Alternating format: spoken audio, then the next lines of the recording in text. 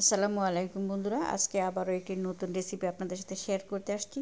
তো এখন শীতের মৌসুম, বিভিন্ন ধরনের সবজি পাওয়া যাচ্ছে বাজারে হাতের কাছে। তো আজকে এই তিনটা সবজি নিচ্ছি আমি, গাজর, ফুলকপি এবং ক্যাপসিকাম। এই দিয়ে আজকের রেসিপিটা আপনাদের সাথে শেয়ার করতে যাচ্ছি। তো আমি নিয়ে নিছি একটা হাঁড়ির মধ্যে পানি, এখানে কলের নর্মাল পানি নিছি।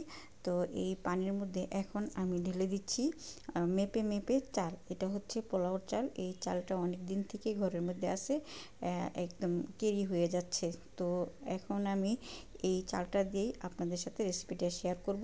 তো প্রথমে 1 পট চাল নিলাম, তারপরে আরও 1 পট চাল নিলাম, এবার আরও হাফ পট অর্থাৎ 2.5 পট আমি পোলাওর চাল নিলাম। এই দেখেন হাফ পট। তো এই 2.5 পট চাল দিয়ে আজকে আমি আপনাদের জন্য শেয়ার করতেছি রেসিপিটা। তো এখন এই চালটাকে ভালো মতো ধুয়ে নিতে হবে, যেহেতু একটু পোকা হয়ে গেছে। এই যে পোকা হয়ে গেছে, এগুলো যেন না থাকে সেই দিকে খেয়াল রাখতে হবে। তো এই ইয়াটার মধ্যে আমার পোলাওর চাল থাকে আলাদা বক্স, এটা পোলাওর চালের জন্য। তো এই চালগুলো অনেক দিন হয়ে গেছে, খাওয়া হয় না। যাই হোক, আমি চালটা ধুয়ে ভাত রান্না করে নিছি। দেখেন ভাতটাও হয়ে গেছে। এখন এই ভাত থেকে আমি মাঠটা ঝরিয়ে নিব। তো পোলাও চাল দিয়ে যখন গরিবের সান্ত্বনামূলক ফ্রাইড রাইস রান্না করা হয়, তখন এরকম ভাত রান্না করে নেবেন। অবশ্য ফ্রাইড রাইসে রান্না করতে হলে ভাত রান্না করতে হবে। তো ভাতটা আমি একটা বড় বোলের মধ্যে ঢেলে দিছি, কারণ ভাতটা ঠান্ডা হতে হবে। ফ্রাইড রাইস রান্না করলে ভাতটা অবশ্যই ঠান্ডা করে নিতে হবে, পোলাও চালের ভাতটা। তো আমি সেই ভাতটা এখন বড় একটা বোলের মধ্যে ঢেলে দিছি ঠান্ডা হওয়ার জন্য। তো এখন আমি কড়াইতে দিয়ে দিচ্ছি পেঁয়াজ কুচি। এই পেঁয়াজ কুচিটা দিয়ে আমি করব বেরেস্তা। তো বেরেস্তাটা আমার হয়ে গেছে। এবার আমি ডিম ভেজে নিচ্ছি। এখানে আমি 3টা ডিম নিছি ভাজার জন্য। 3টা ডিম ভেজে নিছি এবং কিছু চিংড়ি মাছ নিছি, চিংড়ি মাছটাও ভেজে নিছি।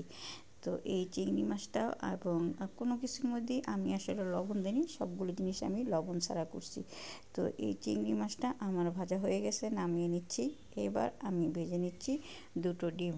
আগে কিন্তু 3টা ডিম ভাজছি, আর এখন কিন্তু এই 2টা ডিম আমি ভেঙে ভেঙে ভেজে নিব। আগেরগুলো কিন্তু আস্ত ডিম ছিল, আগের 3টা ডিম কিন্তু ছিল আস্ত, আর এই 2টা ডিম কিন্তু আমি ঝুরা ঝুরা করে ভেজে নিচ্ছি। একটু সময় লাগবে, সমস্যা নেই, যেহেতু এটা ঝুরা ডিম, এটা একটু সময় লাগবে ভাজতে হওয়ার জন্য। তো আমি ডিমটা ভেজে নিছি এবং তেলটা ছেঁকে নিছি, অত তেলের দরকার নেই। এখন যেই সামান্য তেল আছে, এই তেলের মধ্যে দিয়ে দিলাম আদার পেস্ট এবং সবজি কুচিগুলো দিয়ে দিলাম সবগুলো। এখন এটাকে আমি ভাজি করে নিচ্ছি, হালকা সিদ্ধ করে নেব। ফুল সিদ্ধ করার দরকার নেই, হালকা সিদ্ধ করব। তো আমার সবগুলো হয়ে গেছে রেডি, সবজি ভাজি হয়ে গেছে। তারপরে দেখেন সবজিটা ভাজির কবর কি সুন্দর লাগতেছে কালারটা। তো এখানে পেঁয়াজের বেরেস্তা, চিংড়ি মাছ ভাজা, ঝুরা ডিম ভাজা, আস্ত ডিম ভাজা, সব কিছু আমার রেডি হয়ে গেছে। তো এখন আমি যে 3টা ডিম নিছি, সেই 3টা ডিম ভুনা করে নিছি। দেখেন মশলা দিয়ে, হালকা মশলা দিয়ে আমি ভুনা করে নিছি, শুধুমাত্র তেলের উপরে, কোনো ঝোল নাই কিন্তু। ঝোল যা দেখছেন সেটা শুধু তেল। তো যাই হোক, এবার আমি পায়ের তেলে বসাই দিছি রান্নাটা, ফুল রান্নাটা। এখানে দিয়ে দিচ্ছি তেল, আপনারা ঘিও দিতে পারেন, তেলও দিতে পারেন, যেটা দিয়ে খুশি রান্না করতে পারেন।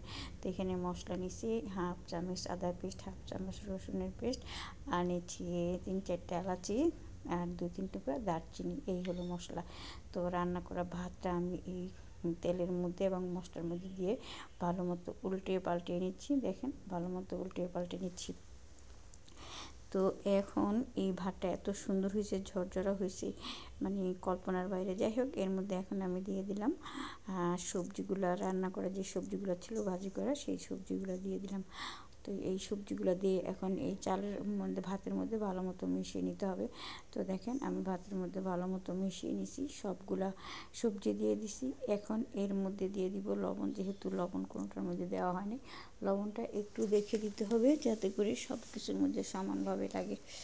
তো লবণটা দিয়ে সবগুলো একবারে ভালো মতো মেখে নিচ্ছি। এবার দিয়ে দিচ্ছি চিংড়ি মাছ এবং ডিম ভাজা। এটা দিয়েও আবার সব পোলাওর সাথে ভালো মতো মিশিয়ে নিতে হবে উল্টিয়ে পাল্টিয়ে। তো হয়ে গেছে আমার চিংড়ি মাছ দেওয়াও। এবার আমি এটার মধ্যে আরও একটা জিনিস দিয়ে দিচ্ছি।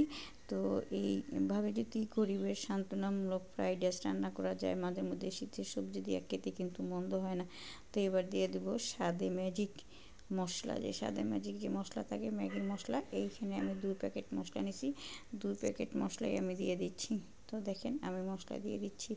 তো এবার এই মশলার মধ্যে আমি দিয়ে দিচ্ছি সামান্য কয়েক টুকরা কাঁচামরিচ। দেখেন এখন এগুলোকে আমি ভালো মতো উল্টিয়ে পাল্টিয়ে মিশিয়ে নেব। এবার দিয়ে দিচ্ছি পেঁয়াজ বেরেস্তা। পেঁয়াজ বেরেস্তা দিয়ে আমি চুলাটা অফ করে দিব। তো ওইখানে ম্যাগি মশলা দেওয়ার পরে আবার ভালো মতো উল্টিয়ে পাল্টিয়ে নিচ্ছি। এখন এর মধ্যে আমি দিয়ে দিচ্ছি পেঁয়াজের বেরেস্তাগুলো। দেখেন পেঁয়াজের বেরেস্তা দিয়ে দিচ্ছি আমি। তো এইবার পেঁয়াজ বেরেস্তা দেওয়া হয়ে গেছে, এখন আমি চুলাটা অফ করে দেব। তো এইভাবে কিন্তু রান্না করতে পারেন গরিবের সান্ত্বনামূলক ফ্রাইড রাইস। রেসিপিটি ভালো লাগলে অবশ্যই লাইক কমেন্ট শেয়ার করে যাবেন। সবাই ভালো থাকবেন। আল্লাহ হাফিজ।